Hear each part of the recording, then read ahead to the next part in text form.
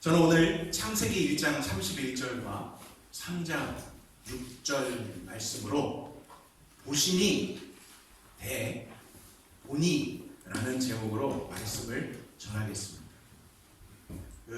여러분들 격투기나 운동 경기 볼 때 VA에서 이렇게 딱 있으면 이 양편이 싸우는 거잖아요. 보시니와 보니의 대항전입니다.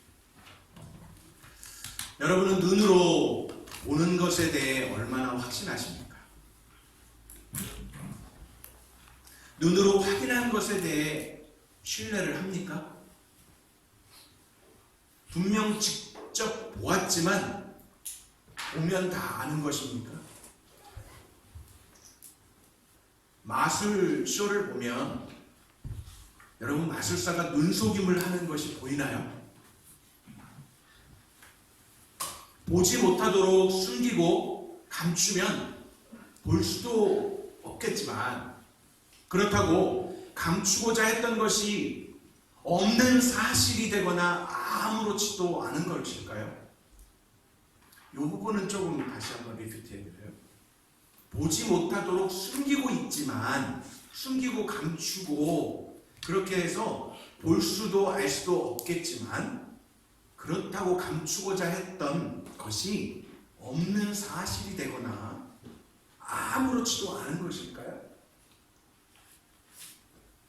누군가 보지 말았으면 하는 것을 아무도 보지 못하는 곳에서 부끄러운 행동을 했다면 걸리지 않았으니까 정당한 것일까요?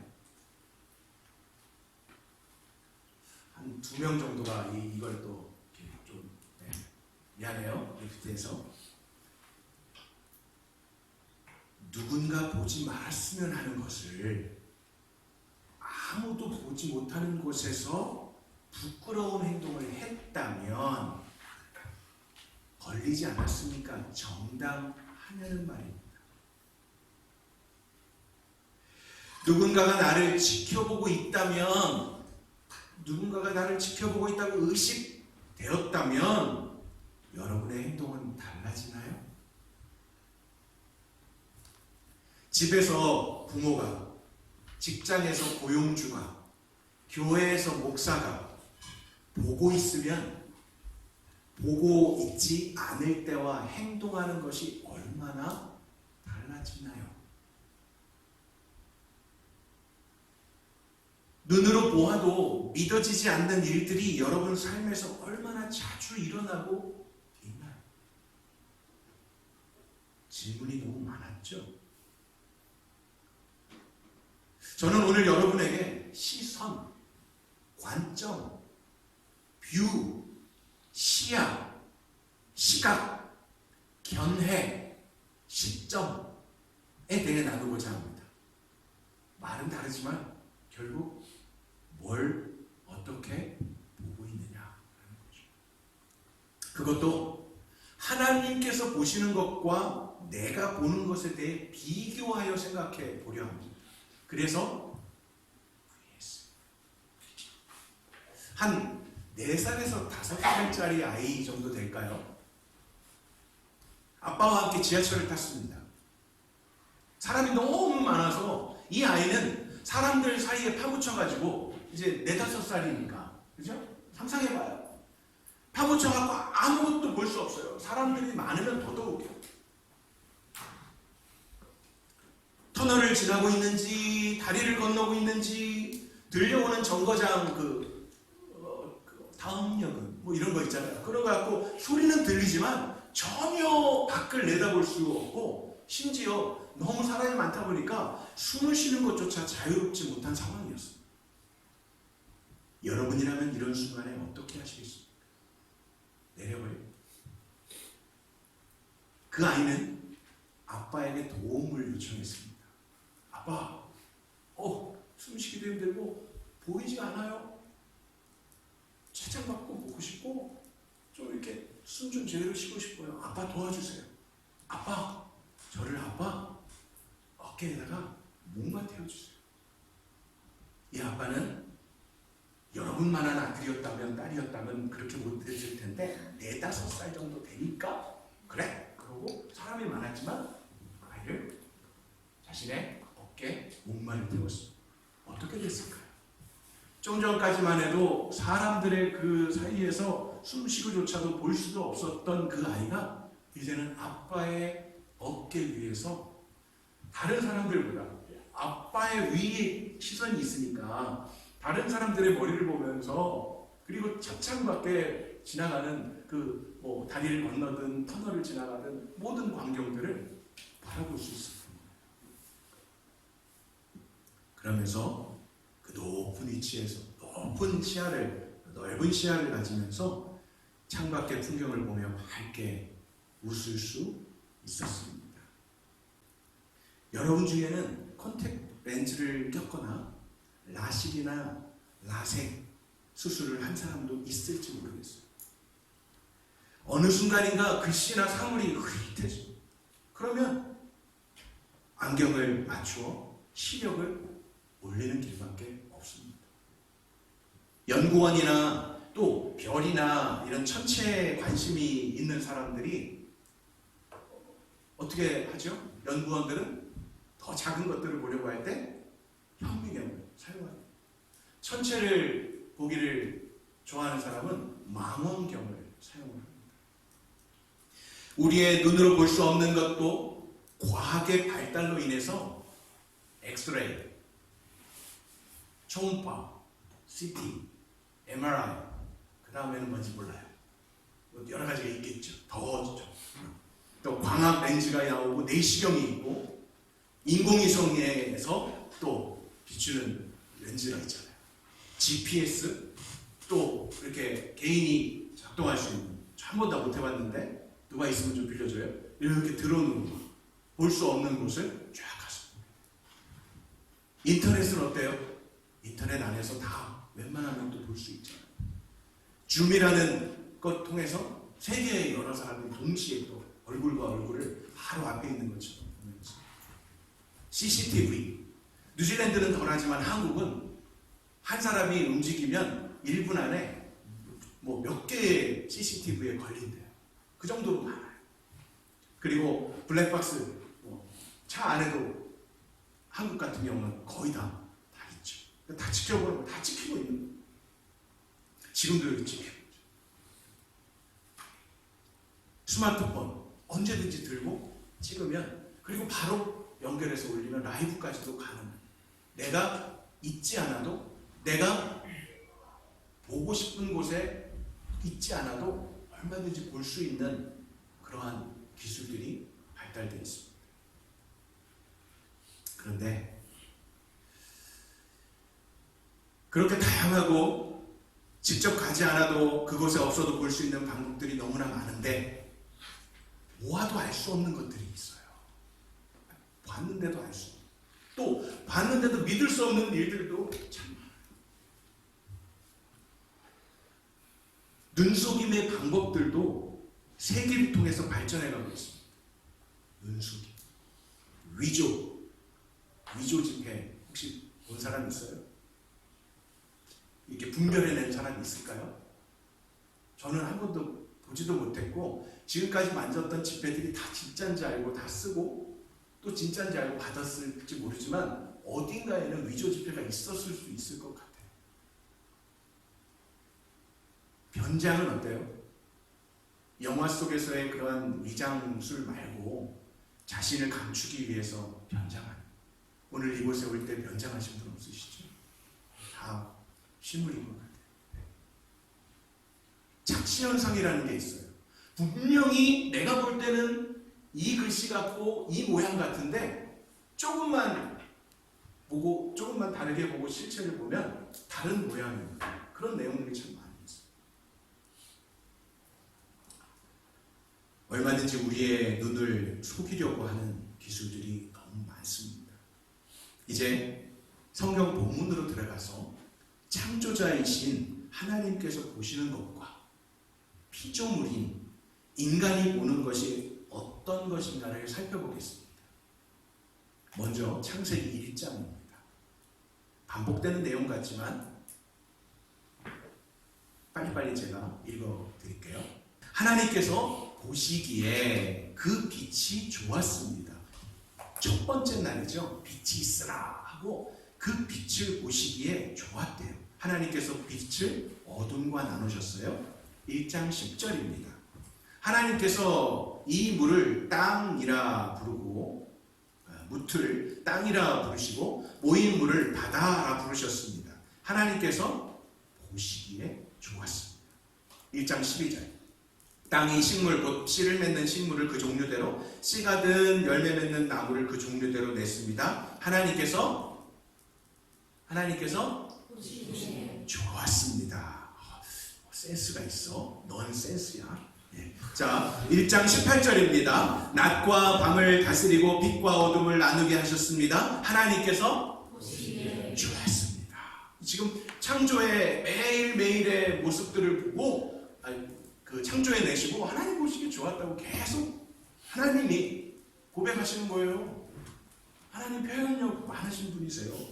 1장 26절 하나님께서 큰 바다 생물들과 물에서 번성하는 온갖 생물들을 그 종류대로 온갖 날개 달린 새들을 그 종류대로 창조하셨습니다. 하나님께서 좋았습니다. 25절 하나님께서 들짐승을 그 종류대로 가축을 그 종류대로 땅에 기는 모든 것을 그 종류대로 만드셨습니다. 하나님께서 좋았습니다. 그런 피조물이었어요. 그래서 오늘 본문 31절에 이르러요. 31절 다 같이 읽겠습니다.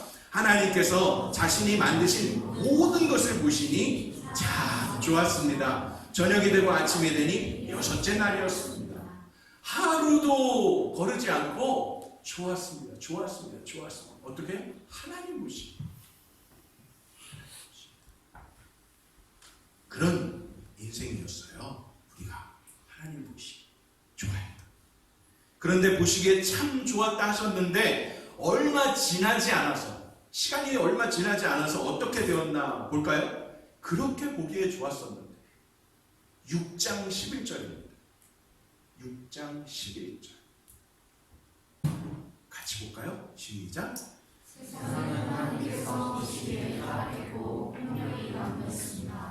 창세기 1장에서 그렇게 계속해서 좋았다 보시기에 좋았다 했는데 6장 정도 한 4장 정도밖에 지나지 않았는데 장수로요. 보시기에 타락했고 폭력이 난무했다. 이 폭력이라는 건 안에는 여러 가지가 들어가지만 여러분 잘 알잖아요. 아담과 하와의 자녀가 2명이 처음에 있었잖아요. 그 자녀에서부터 뭐가 나와요? 살인이 나와요. 어쩌다 이렇게 되었는지 아시죠? 아담과 하와로부터 시작된 불순종의 죄로 인한 것입니다. 그것을 전문 용어로 원죄라고 해요. 창세기 2장으로 가보겠습니다. 창세기 2장 16, 17절 여호와 하나님께서 아담에게 명령해 말씀하셨습니다. 너는 이 동산의 각종 나무의 열매를 마음대로 먹을 수 있다. 너무 좋죠. 17절 그러나 하나님의 영역이에요. 그러나 선과 악을 알게 하는 나무의 열매는 먹지 마라. 그것을 먹는 날에는 네가 반드시 죽을 것이다. 이게 하나님의 말씀이에요.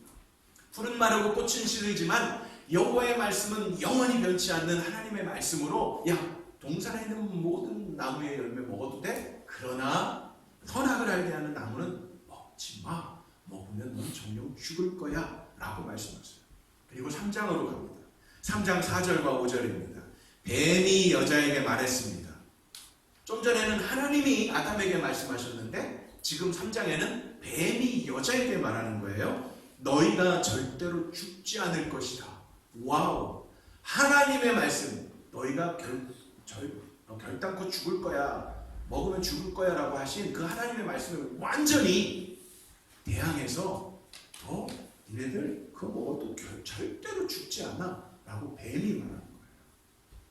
그래서 거짓의 아비가 사단인 거예요. 하나님의 말씀에 완전하게 반대되는 말을 하면서도 정말 그런 것처럼 말하는 5절 이는 너희가 그것을 먹는 날에는 너희 눈이 열려서 너희가 선과 악을 아시는 하나님처럼 될 것을 하나님께서 아시기 때문이다. 쉬 하고 하나님처럼 될 수 있어 라고 꼬드기는 거. 이게 유혹, 템테이션. 그럴 듯해. 하나님의 말과 뱀의 말 사이에서 아담이 아니라 여자는 뱀의 말을 선택했습니다. 그 판단 기준이 무엇인가요? 하나님의 말씀보다 자신의 눈을 더 신뢰하고 눈에 보이는 대로 행동한 것입니다. 좋아 보이는 것과 좋은 것의 차이를 모르기 때문입니다. 여러분, 예수님께서 비유를 드시는데 돼지와 진주를 가지고 얘기를 하신 게 있어요. 그렇죠? 돼지에게 진주를 주면 이 돼지가 좋아할까요? 안 좋아할까요? 안 좋아하는 거죠. 먹을 거면 괜찮을 텐데 돼지에게 진주는 아무런 가치 없는 것들로 그렇게 주는 거예요. 여러분들에게 묻고 싶어요. 여러분들에게 진주 주면 좋아요? 전 개인적으로 안 좋아요. 그 뭐하라고? 그렇죠? 다이아몬드는 좀 생각이 바뀔까? 지금 뱀은 여자에게 하나님처럼 될 수 있어. 죽는다고? 절대 안 죽어.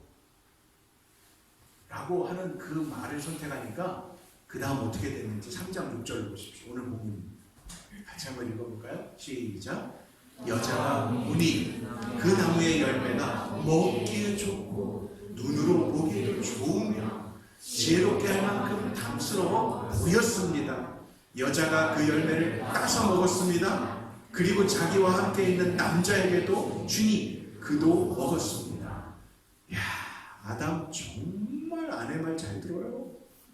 아무 때고 안 하고 하나님이 먹지 말라고 그랬잖아. 그래도 그러면 안 되지. 하나님 절대 먹지 말라고 해서 준다고 했어. 뱀이 그랬다고 해도 아무리 탐스럽다고 해도 아무리 모름지게 하다고 해도 하나님이 그러셨어 하고 한마디만 안 하고 여자가 주니 감사합니다 그러고 아담이 먹어요. 그러니까 이건 여자가 잘못했다 남자가 잘못했다 그걸 따질 지금 겨를이 아니에요. 둘 다 똑같아. 그죠? 여자가 먼저 따먹었으니까 여자가 더 죄인인가요? 그거 아니에요. 남자가 혼나야 돼요. 좀 이따 여자가 먹기에 보기에도 좋고 나아가서 지혜롭게 할 만큼 탐스러워 보였다고 합니다. 하나님의 말씀은 온데간데 없어요. 눈으로 보이는 대로 감각을 따라 그 열매를 따서 먹었습니다. 그것도 자신 혼자만이 아니라 자기와 함께 있는 남자에게도 주었습니다. 이게 영향력이에요. 좋은 영향력은 아니죠. 좋은 쪽이 아닌 죄의 영향력입니다. 그 죄의 영향력은 이 하와가 아담에게로 향한 것 같지만 결국 그걸 어떻게 하는지 알아요? 이들이 먹고 어떻게 됐어요? 바로 죽지 않았어요. 그런데 서로 벗었는데 벗어도 부끄러워하지 않았던 부부가 이제는 부끄러워하기 시작했어요. 무화과 나무의 잎으로 막 가리고 나무 뒤에 숨어요. 그런데 놀랍게 하나님이 먼저 따먹은 하와의 이름을 부르지 않고 누굴 불러요? 누굴 불렀어요? 네. 아담아, 아담아, 네가 어디 있느냐? 그러니까 영향력은 하와로부터 아담에게 이렇게 갔지만 하나님의 순서는 아담을 먼저 찾으세요. 아담에게 책임을 물으세요. 왜? 아담에게 먼저 말씀하셨기 때문에. 2장 16절에서 봤잖아요. 여호와 하나님께서 아담에게 명령에 말씀하셨습니다. 그러면 하나님의 말씀이 아담을 통해서 누구에게 전달된 거예요?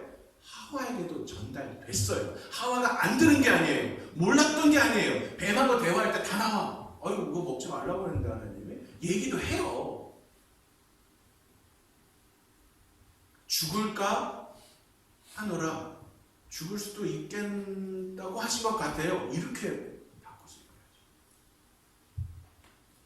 아담이 하나님의 명령을 말씀을 하와에게 전달을 했는데 그 하와가 다시 죄의 영향력을 아담에게 자기가 먹고 줘요. 그런데 또 그걸 가지고 또 하나님이 아담에게 야, 너 먹지 말라는 거 왜 먹었어? 라고 하니까 뭐라 그래요? 죄의 전가를 시켜요. 제가 먼저 안 먹었는데요. 하나님이 저에게 주신 저 여자가 먹고 나한테 줬어요. 그러니까 죄를 갖다 전가시켜요. 이게 죄의 습성이에요. 똑같이 내가 그랬어요, 내가 잘못했어요 하고 그러면 될 텐데 저 여자가 좀 전까지만 해도 내 뼈 중에 뼈요 살 중에 살이라고 1인칭 시점으로 이야기를 하던 사람을 해가지고 3인칭을 쓰면서 저 여자가 먹으라고 해서 하고 전가시켜요. 죄의 속성은 이렇습니다.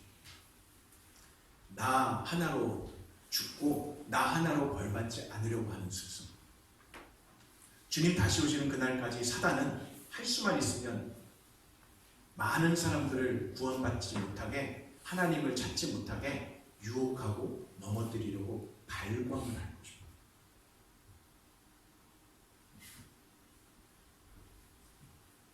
혼자서 죄 짓기보다 함께 지으면 뭔가 위로가 되는가 봅니다.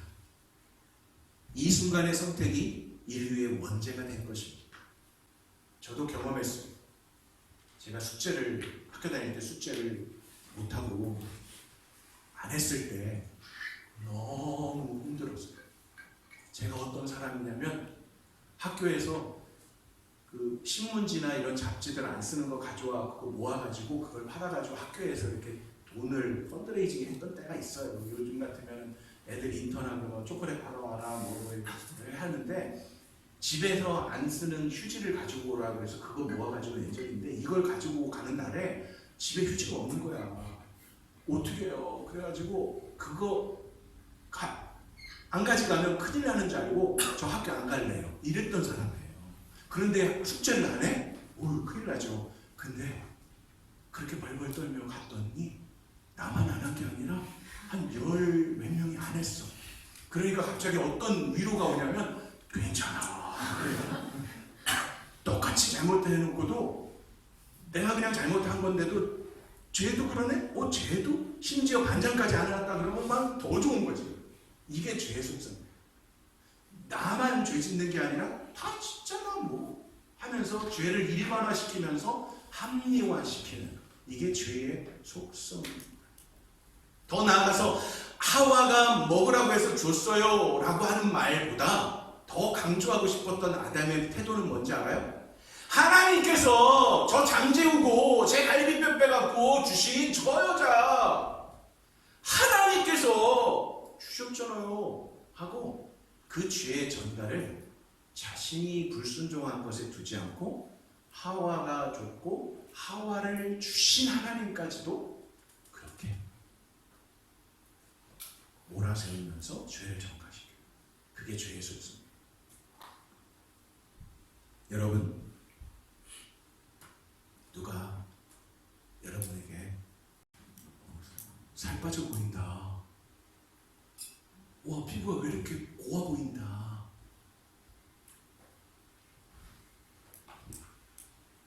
어울리는데 라고 하면 좋죠. 그런 말 들으면 좋죠. 실상은 그렇지 않은데, 그렇잖아요. 실상은 그렇지 않은데 젊어 보여요. 살쪄, 살 빠졌다, 빠져 보여 하는데 너무 좋지 않아요? 실상은 오히려 더 늘었는데. 그래서 그렇게 보이기 위해서 우리는 많은 시간과 물질과 마음을 쏟고 있지는 않나요? 실상이 아니라 보이기 위해서, 누군가의 보기에 좋게 보이기 위해서 사는 것은 아니지만 이왕이면 좋게 보이려고 하다 보니까 우리는 변장하고 위장하고 안 그런 척하고 괜찮은 척하고 아무 일 없는 척 하는 것 아닌가요? 실상은 아닌데 보이지 않으면 안 된다는 식이 얼마나 많은가요?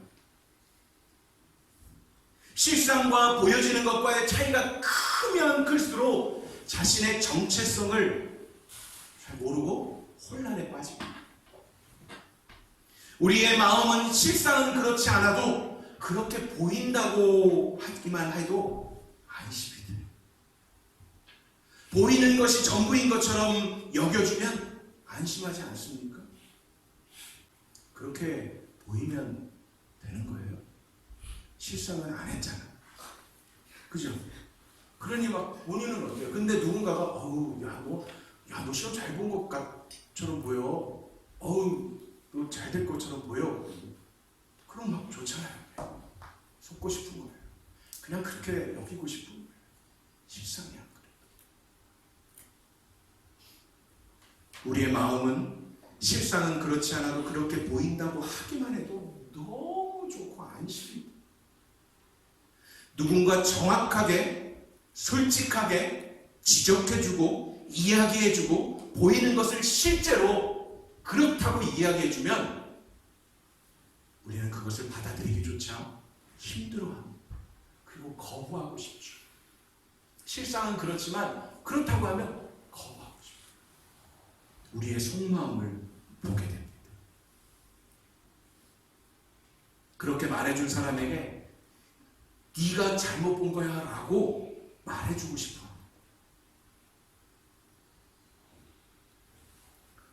윤영중 팀장님 나이 들어 보이십니다. 그러면 인정하고 싶지 않은 거예요. 나는 좀 젊어 보이려고 모자도 썼는데 나이 들어 보인다고? 웨이브도 줬는데 나이 들어 보인다고? 하고 거부하고 싶은 거예요. 반면 누가 뭐라고 하지 않았는데도 아무 말도 안 했는데도 사람들이 나를 이상하게 볼까 두려워하고 있지는 않습니까? 의기소침해합니다. 그냥 이렇게 본 것도 아니고 그냥 이렇게 있는 누군가가 보는 것처럼 느껴갖고 막 의기소침해지. 그걸 너무 의식한 나머지 사람들의 시선을 피하고 싶을 때가 있지 않습니까? 우리의 시선과 시야를 하나님의 시선과 시야로 바뀌는 순간이 있어요. 예수 그리스도를 만나고 성령님께서 인도하시는 대로 그 인도함을 받으면 모든 것에 대해 새로운 관점, 새로운 시선으로 바뀌게 됩니다.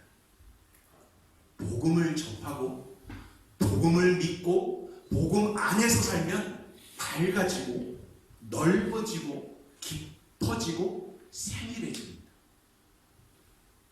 죄에 대하여도 의에 대하여도 새로운 시각으로 바뀌는 것입니다.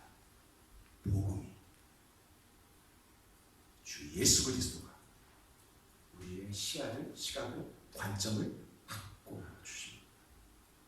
말씀을 보는 것도 바뀝니다. 단순히 글자로서가 아닌 살아 역사하는 생명의 말씀으로 보게 됩니다.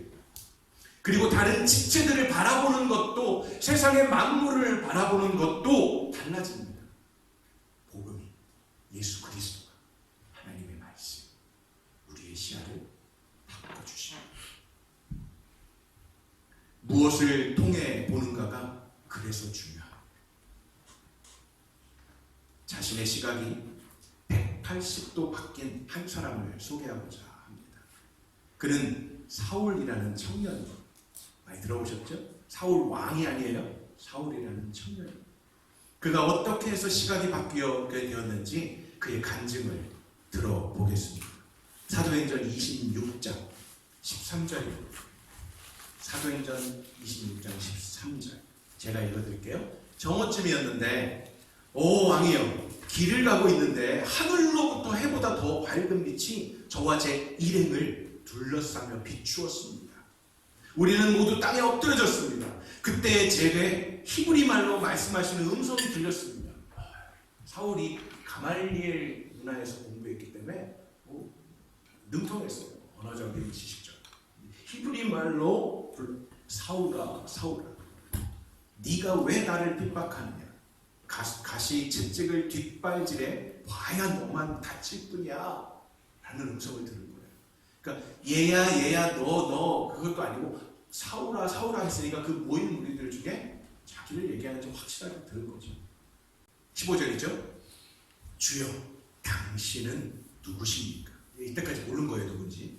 누군가 불러서 그냥 일반적으로 선생님 주님 누구시죠? 주인이라고 부른 게 아니에요. 그러자 주께서 대답하셨습니다. 나는 네가 핍박하는 예수다. 정확하게 밝히시죠. 이제 일어나 똑바로 서. 내게 나타난 것은 너를 내 일꾼으로 삼을 거야. 네가 본 것과 앞으로 네가 내게 보여줄 것을 사람들에게 증거하도록 하기 위함이다. 지금 사울의 시각을 바꿔주는 타임이에요. 내가 이 백성과 이방 사람들에게서 너를 구원해 이방 사람들에게로 보낼 것이다. 이방 사람들을 전도하고 선교하는 사람으로 쓰시겠다는 비전을 주시는 거예요. 18절 이제 너는 그들의 눈을 뜨게 하고. 지금 사울만 지금 눈 뜬 게 아니라 그 눈 뜬 사울을 통해서 이방인들에게 그들의 눈을 뜨게 하는, 그들을 어둠에서 빛으로 인도하는 역할, 사탄의 권세에서 하나님께로 돌아오게 하는 이 사명을 주시는 거예요. 그들이 죄 용서를 받고 나를 믿어 거룩하게 된 사람들 가운데 기업을 얻게 할 것이다. 이 뒷부분은 사울이 할 일이 아니에요. 돌아오게 하고 빛으로 죄사함에서 돌아오게 하고 눈뜨게 하고 하는 그런 과정들의 도구로 쓰임 받으면 그들의 죄를 용서하시는 건 주님께서 하십니다. 예수님께서 사울을 만나주시고 빛을 비춰주시고 그로 하여금 새로운 시각을 열어주셨습니다. 그 당시는 앞을 못 보는 시간이 있었지만 잠시 동안 이 사울이 앞을 못 보고 계속 이렇게 가요. 그래서 아나니아라는 사람을 보내셔서 아나니아라는 사람을 통해서 눈을 다시 보게 하시는 시간이 있습니다.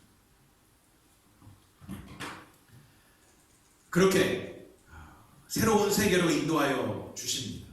주님께서 관점의 전환이 온 거예요. 자신의 비전이 아닌 하나님의 비전으로 보게 된 것입니다. 더 나아가 자신뿐만 아니라 이방 사람들에게까지 눈을 뜨게 하고 어둠에서 빛으로 사단의 권세에서 하나님께로 돌아오게 하는 도구로 쓰임받게 된 것입니다. 그런 바울의 말을 듣고 하나님께 돌아온 자들이 많아요. 그런데 모두 돌아온 게 아니라 그렇지 않은 사람들도 있었다는 거예요. 지금도 복음이 선포되지만 회개하고 돌이키는 자들이 있고요. 그렇지 않은 자들도 있습니다. 그래도 복음은 계속 증거되어져야 합니다. 들을 귀 있는 자는 듣게 되어 있습니다. 사도행전 28장입니다. 24절. 어떤 사람들은 바울의 말을, 여기서 이제 바울은 처음에 예수님 만나고 난 다음에 이름이 이제 바울로, 사울에서 바울로 바뀌어요. 그래서 이제 바울이 똑같은 사람이에요. 어떤 사람들은 바울의 말을 믿었지만 믿지 않는 사람들도 있었습니다. 그들이 서로 의견이 엇갈린 채 떠나려 하자 바울이 한마디로 덧붙였습니다. 성령께서 예언자 이사야를 통해 여러분의 조상들에게 하신 말씀이 옳습니다. 지난주에 우리 봤듯이 이사야 그 말씀은 신약에 많은 200여 번 넘게 인용된 부분 중에 한 부분이에요. 이사야 6장 9절로 10절인데요. 26절. 이 백성들에게 가서 말하라. 너희가 듣기는 들어도 깨닫지 못하고 너희가 보기는 보아도 알지 못할 것이다. 보는데 알지 못한대. 이 백성들의 마음이 무뎌졌기 때문에 귀는 듣지 못하고 눈은 감겨있다. 이는 그들이 눈으로 보고 귀로 들으며 마음으로 깨닫고 내게 돌아와 고침을 받지 못하게 하려는 것이다. 봤는데 보기는 보아도 알지 못하는 자들의 눈이 감겨있기에 복음은 끊임없이 선포되어져야 합니다. 그리고 구원받은 하나님의 사람들이 하나님의 나라를 보여주어야 해요. 하나님의 나라를 먼저 구원받은 사람, 하나님의 사랑을 보여주어야 합니다. 그게 그리스도인의 삶이에요. 하나님을 알지도 믿지도 않는 자들에게 말이에요. 그렇게 사는 삶이 그리스도인의 삶이에요. 내 입으로 나는 그리스도인이야 라고 해야겠지만 믿지 않는 자들 입에서 너는 그리스도인이구나 라는 말을 듣는 게 이게 더 먼저 되어야 되는 거죠. 예수쟁이라는 말은 예수님 믿는 사람들이 말한 게 아니에요. 예수님 안 믿는 사람들이 보니까 야 저건 예수쟁이다, 저거 예수쟁이 같네 하고 그렇게 얘기한 게 그리스도인이 된 거예요. 우리가 난 그리스도인이야 이게 아니에요. 다른 사람이 저 그리스도인 같다, 저 그리스도인. 심지어 카타콤에 숨어가지고 그렇게 숨어가지고 핍박받고 죽임당하는 그 당시에도 저 그리스도인 하면 이제 고발하니까 신고하니까 피해 다닐 수밖에 없었던 시절이 있지만 결국 다른 믿지 않는 자들의 입을 통해서 야 저 그리스도인이네, 이 예수쟁이들 하고 하는 말을 들어야 정말 그리스도인 맞네 라는 것을 우리가 삶으로 보여줘요. 교회 다닌다고 하는데 당신은 그리스도인 같지 않은데 라고 말하는 것을 듣는다면 잘 생각해봐요. 저는 어디 가서 제가 갈 때마다 사람들 만날 때마다 안녕하세요 목사예요? 안녕하세요 목사예요? 이렇게 잘 안 해요. 그죠? 교회는 더더욱 할 필요가 없지만 일반 그냥 이렇게 갔을 때 어디 이렇게 갔을 때 그럼 그냥 이렇게 그냥 얘기를 하죠. 유씨 그래도 네 이렇게 해요. 그런데 어느 순간인가 혹시 목사님이세요? 그러면 제가 아이고 들켰다 이건가요? 아니죠. 어떻게 아세요? 이제 이렇게 물어봐요. 그러면 별 말도 없어요. 그냥 그렇게 느껴져요. 그래요. 그러면 저는 어때요? 안심하죠. 그런데 어떤 사람이 이렇게 와갖고 혹시 도둑놈 아니세요? 이러면 얼마나 뜨끔할 일은 없지만 뜨끔하면 안 되죠. 그래도 그게 그렇게 보이는데요 이러면 내가 왜 도둑놈 이렇게 나오는 거죠. 여러분은 어떻게 불려지겠습니까? 같이 만나고 알던 친구들이나 선후배들이 있었는데 야 내가 너를 지금 3년 동안 봤는데 너 지금 식사기도 하는 거 처음 봐? 너 교회 다녀? 이제 이런 일들도 있을 수 있어요. 예수님과 만나 삶이 변화된 한 여인이 또 있습니다. 그를 통해 행하신 일들이 놀라운데 잠깐 보겠습니다. 요한복음 4장 19절. 여인이 예수께 말했습니다. 선생님, 제가 보니 당신은 예언자십니다. 예수님과 막 말을 하다가 예수님이 말씀하시는 걸 들으니까 이 여인이 예언자신 것 같아요. 이렇게 얘기하는 거죠. 4장 25절. 여인이 예수께 말했습니다. 저도 그리스도라고 하는 메시아가 오실 것을 압니다. 예수님이 지금 메시아라는 걸 모르고 지금 이 얘기하는 거예요. 메시아가 오시면 우리에게 모든 것을 알려주실 것입니다. 그러자 예수께서 여인에게 말씀하셨습니다. 지금 네가 말하고 있는 내가 바로 메시아다. 밝혀주시죠. 그러고 난 다음에 여인이 바뀌어요. 예수님을 만나고 예수님이 메시아라는 걸 밝히시고 난 다음에 이제 시야가 바뀌게 되는 거예요. 29절. 와서 내 과거를 모두 말해준 사람을 보십시오. 이분이 그리스도가 아니겠습니까? 이분이 그리스도십니다. 좀 전에 예언자다라고 했는데 그게 아니라 이제 메시아인 걸 아는 거죠. 그래서 사람들이 마을에서 나와서 예수께로 나아갑니다. 그러니까 이 여인의 시야가 바뀌니까 다른 사람들에게 말할 때 예수님을 정말 바르게 전할 수 있죠. 와서 보십시오. 이분이 메시아예요. 라고. 근데 이 여인은 그렇게 사람들에게 가서 막 말할 사람이 아니었던 거 아시죠? 이 여인은 남편이 계속해서 바뀌는, 지금 6번째 남편도 정말 남편이 아닌 그런 여인이에요. 그리고 남들이 찾아가지 않는 우물가에 정오, 그러니까 햇볕이 쨍쨍 떠서 사람들 안 움직이는 그때에 가서 물을 기르려 혼자 몰래 갔다가 예수님이 앉아 계시고 예수님이 먼저 계시갖고 물 달라고 하면서 대화를 하기 시작한 그 시점에 이 여인은 사람들 만나기가 싫은 사람이에요. 사람들의 눈총을 피해가지고 다녔던 사람. 근데 예수님을 만나고 나니까 이제 사람들에게 가서 와 보십시오. 지금 메시아가 여기 있어요. 와 보십시오. 와 보라. 와 보라. 내가 본 것으로 끝나지 않고 다른 사람들도 보게 하는 거죠. 그래서 4장 41절에 가니까 그래서 더 많은 사람들이 예수의 말씀을 듣고서 믿게 됐습니다. 와 보라고 해서 온 사람들이 예수님 말씀 듣고요. 사람들이 여인에게 말했습니다. 이제 우리가 믿는 것은 당신의 말 때문에 믿는 것이 아니라 우리가 그 말씀을 직접 듣고 보니. 말씀을 듣는다고 그러지 본다고는 안 하잖아요. 여기서 이 본다는 건 그냥 단순히 보는 게 아니라 복음을 믿는, 복음을 확인하게 된, 복음과 맞닥뜨리게 된 그 상황을 말해주고 있어요. 이분이 참으로 세상의 구주심을 알게 됐어.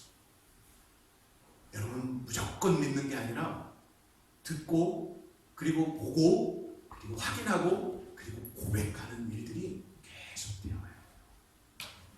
알아가는 일들이 계속되어야 됩니다. 그리스도인은 단순히 눈으로 본다는 것에서 그치지 않습니다. 예수 그리스도를 만나는 것입니다. 그분의 말씀을 듣는 것입니다. 그리고 예수님의 구원자이심을 믿음으로 고백해야 합니다. 그리고 다른 사람들에게 와 보라라고 증거해야 합니다. 계속해서 세상은 우리 그리스도인들에게 물을 것입니다. 여러분들에게 물을 거예요. 시편 94편 같이 읽겠습니다. 시작. 여호와는 보지 못한다. 야곱의 하나님은 생각하지 못한다고 합니다. 백성들 가운데 너희 우둔한 사람들아 생각해보라. 너희 어리석은 사람들아 얼마나 더 있어야 지혜로워지겠는가. 귀를 지으신 분이 듣지 못하겠느냐. 눈을 지으신 분이 보지 못하겠느냐. 이방 민족들을 훈계하시는 분이 바로잡지 않으시겠느냐. 사람을 가르치시는 분이 모르시겠느냐. 여호와께서는 사람의 생각을 하시고 그런 생각들이 얼마나 헛된지도 다 아십니다. 사람들은 말해요. 야 정말 하나님 계셔. 정말 그런 일이 있다고? 내가 직접 봐야 믿을 것 같아 라고 하는 그 사람들의 말을 자세히 살펴보면 보고 싶지도 않아요. 그리고 직접 본다고 해도 안 믿으려고 해요. 그러나 여러분 포기하지 마십시오. 보여줄 수 있어요. 예수님 만나게 해야 돼요. 그러려면 내가 먼저 만난 예수님, 내가 알고 믿는 예수님에 대해서 새로운 시각을 가지고 지체들을 그리고 이 사회를, 나라를 그리고 공동체를 볼 수 있는 눈이 열려야 합니다. 우리 하나님께서는 우리의 시각과는 차원이 다른 분이십니다. 제가 제목을 보시니 vs 보니라고 하는 것 자체가 잘못된 거예요. 어떻게 하나님의 시각과 우리 이 인간의 시야를 이대로 할 수 있어요? 체급이 다른데 이 체급조차도 측량할 수 없으신 하나님. 그런데 우리 인간은 그러더라고요. 하나님과 비슷해지죠. 하나님과 맞짱 뜨고 싶어서 그렇게 달라들더라고요. 감히 견줄 수 없는 분이십니다. 우리의 시각이 아닌 하나님의 시각으로 바라보기를 원하십니다. 그리고 우리도 그렇게 되기를 갈망해야 합니다. 하나님의 시선으로 바라보면 사랑하게 됩니다. 하나님의 시선으로 바라보면 용서하게 됩니다. 하나님의 시선으로 보면 기도할 수밖에 없습니다.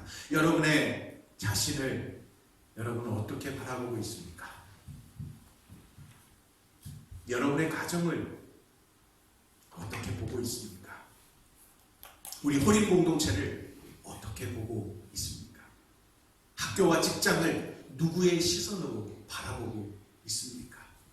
그리스도인인 저와 여러분이 바라보는 시선이 아버지 하나님의 시선으로 바라보기 시작한다면 세상은, 가정은, 교회는 그리고 나 자신에 대해 어떻게 대해야 할까요? 물음표로 시작해서 물음표로 맞죠. 시편 34편 말씀을 제가 시처럼 한번 읽어드립니다. 혀를 악에게 지키고 악에서 지키고 입술을 거짓에서 지키라. 악에서 떠나 선을 행하고 평화를 찾고 구하도록 하라. 여호와의 눈은 의인들에게 향해 있고 그 귀는 그 부르짖는 소리에 열려 있습니다. 여호와의 얼굴은 악을 행하는 사람들을 보시는데 노려보시니 그들에 대한 기억조차 이 땅에서 끊어버리십니다. 의인들이 부르짖으면 여호와께서는 그 소리를 들으시고 그 모든 고난에서 그들을 건져내십니다. 여호와께서는 마음이 상한 사람들에게 곁에 계시고 뉘우치는 마음이 있는 사람들을 구원하십니다. 의인들은 고난이 많으나 여호와께서는 그 모든 고난에서 건져내십니다. 할렐루야.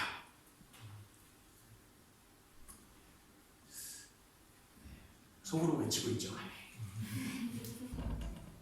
이 찬양을 부를 건 아닌데요. 악보가 준비됐나요? 네. 이 찬양 부를 건 아니에요. 이거 부르면 힘이 다 빠져요. 근데 가사를 보십시오. 아버지, 당신의 마음이 있는 곳에 나의 마음이 있기를 원해요. 아버지, 당신의 눈물이 고인 곳에 나의 눈물이 고이길 원해요. 아버지, 당신이 바라보는 영혼에게 나의 두 눈이 향하길 원해요.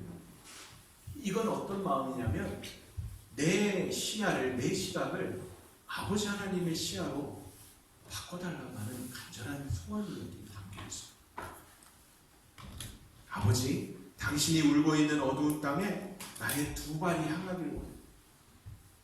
당신은 울고 계시고 나는 딴 일이 바빠요가 아니라 내 발이 그곳을 향합니다.